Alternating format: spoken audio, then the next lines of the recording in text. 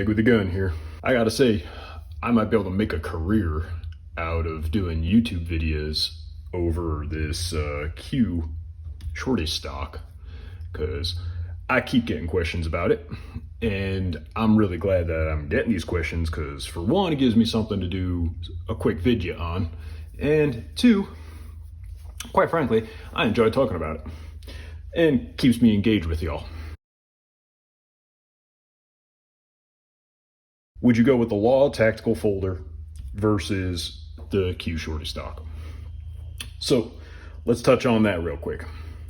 Y'all can see here, I have a lower receiver, and with the Law tactical folder, I am the Law.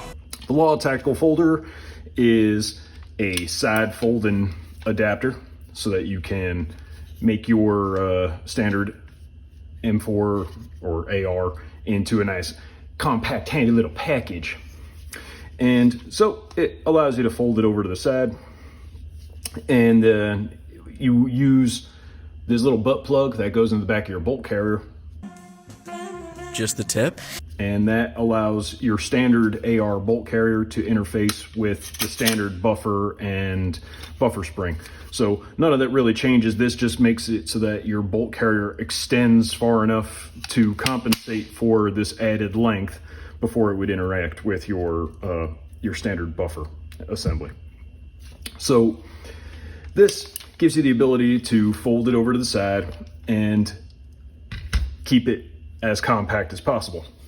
Compare that to your Q Shorty stock, PDW style stock, and even if you shrink this thing up as far as it'll go, you ain't gonna get it anywhere near as short as you will with the Law folder. So you're looking at, 5.5 inches. Well, we're gonna go with about 5 inches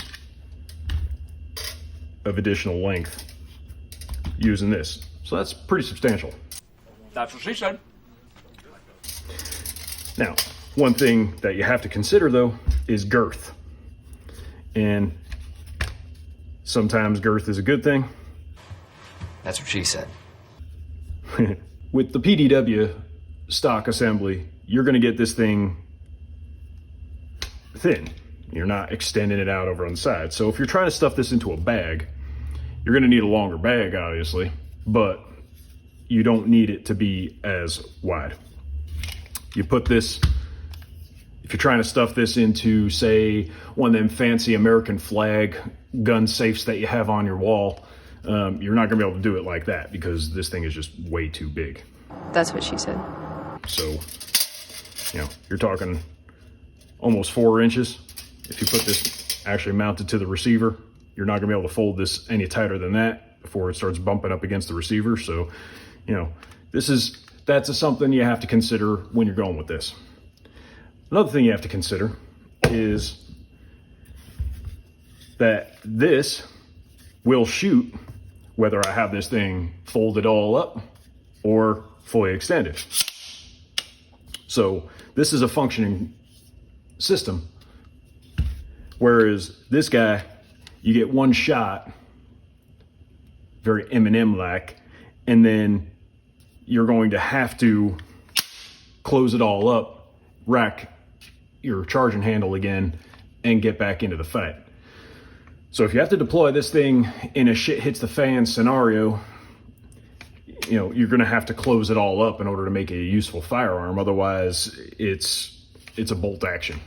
And I wouldn't go and keep cycling this thing, because the only thing keeping your bolt carrier from flying out of this back of this gun after you shoot off that high pressure round, this little piece of metal here is the only thing holding your bolt carrier in place. So they tell you right there, close before firing, because they don't want you blowing your damn bolt carrier straight out of the back of the gun and probably into your own head because you're pointing it like a douchebag.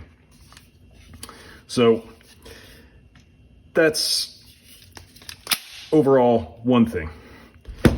The other thing is overall weight. This system is stupid lightweight. I already did the thing on the scale. I'm going to roll in that footage now.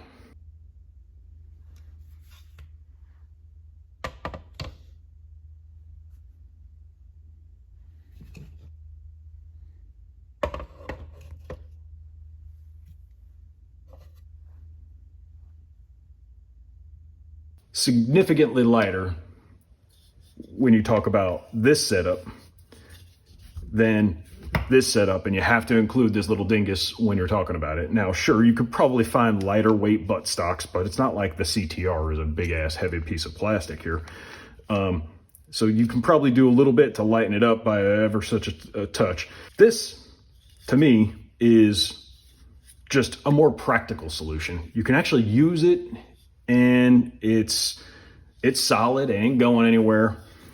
I fell for the whole gimmick of this thing back in the day because everybody wants to be able to have side fold and everything, but the utility of it, it just doesn't make any sense. When you talk about something like, an MCX where the action is all contained in the upper receiver, having a side folding stock is cool because then you can just kind of slip it all together. And if you had, an MCX and you put one of those minimalist stocks on the side, it keeps everything nice and tight. Whereas this thing, is still going to have the buffer tube and all this other shit dangling over the side. So it's still a big, thick, girthy thing, and you need a big bag in order to stuff this all in there. So That's what she said. I don't know. Is it cool? Well, this thing's also $280. That's just for the adapter, right? $350 for the Q Shorty stock. So $280, and that's off of Brownells. You can only get these off of Q's website direct, so you're not going to find a better price right now. But for the difference, this to me is the way to go. I don't really see any reason why I'm going to fold this up. It's not going to fold it up and put it in a gun safe because it's going to take up half my damn gun safe if I do it that way.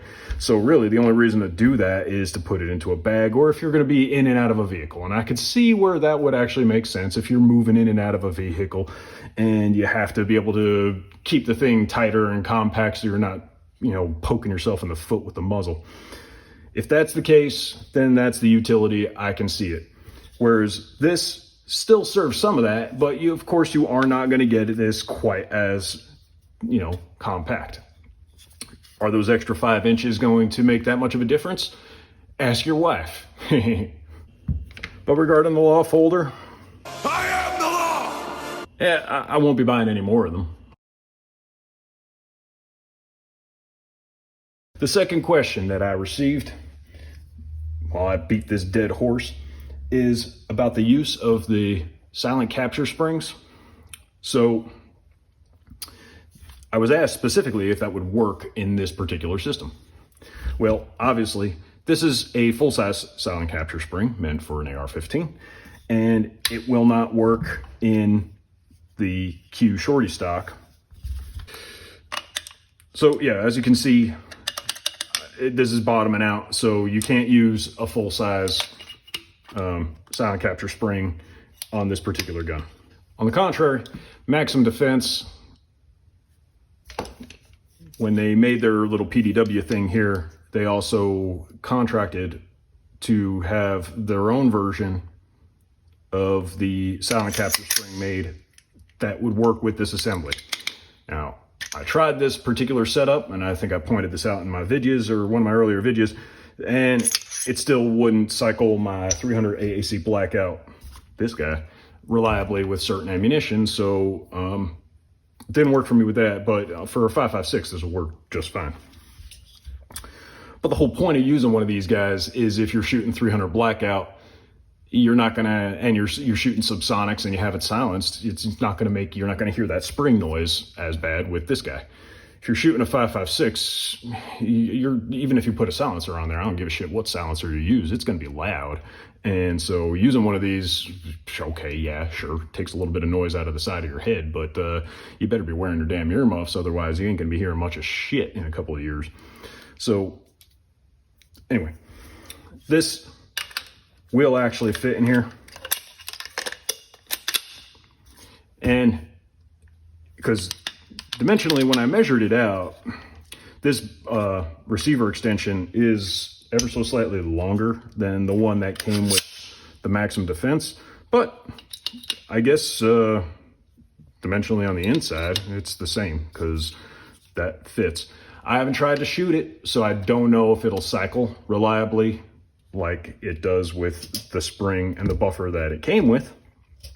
And I'm of the mindset that, well, after everything I went through in order to get this system to work with one of these kind of PDW stocks, I'm not going to mess around with it too badly. But if I do get a chance to go to the range and try it out, I will do so before work ramps up and I get too busy to do videos again. But just wanted to show y'all that if you go to the maximum defense, I think the only way you can get this particular version of the JB silent capture spring is to go to the maximum defense website direct and order it right through them. This is going to probably be a bitch to get out now. A few moments later. Incidentally, if you're going to fart around with one of them JB springs, take out the little detent, because you don't want to be doing what I just had to go through in order to get that fucking thing out of there. But anyway, always keep a good dental pick around.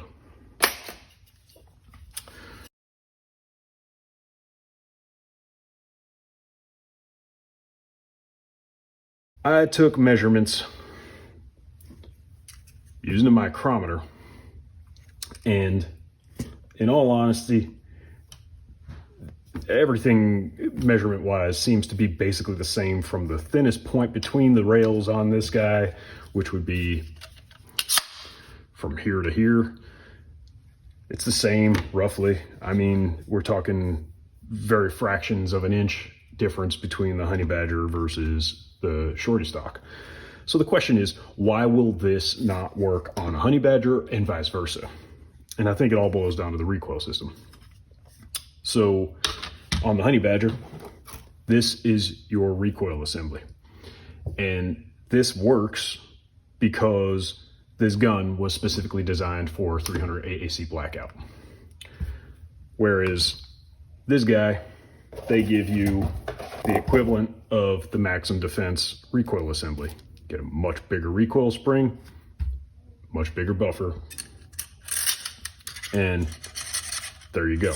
It's very possible that this is slightly thinner and would not mate up against most or several different types of AR upper receivers and or lower receivers. I am not taking this thing off of here to try and put it onto a standard AR lower receiver because, quite frankly, I don't want to fuck this thing up.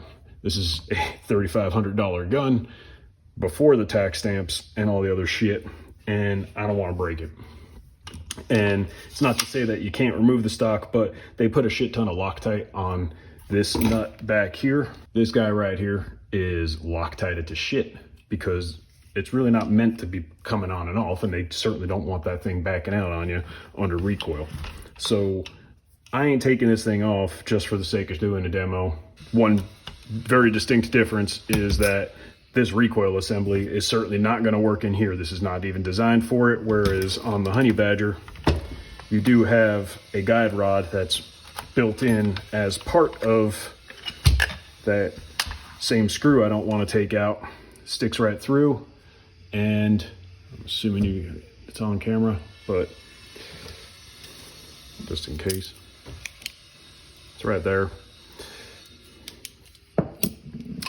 And that guide rod is meant to thread the spring on and keep it from kinking up too bad once you have it all assembled. So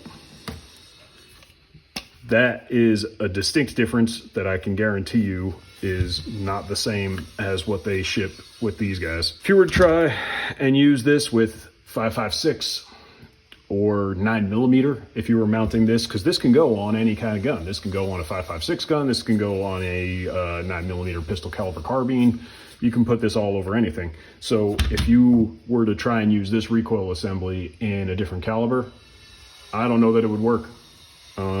This spring is designed to work with supersonic and subsonic 300 blackout for the velocities that they're going to create and the pressures that they're going to create. Now I'm going to end this shit right now because that fucking, between the saw, the helicopters from the ATF that are flying around my house and everything else that's fucking going on, I'm just getting really fucking pissed off.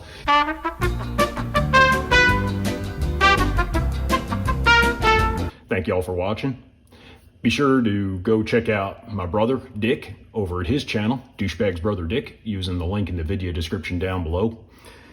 And remember, I don't know who you are out there, but I got a gun.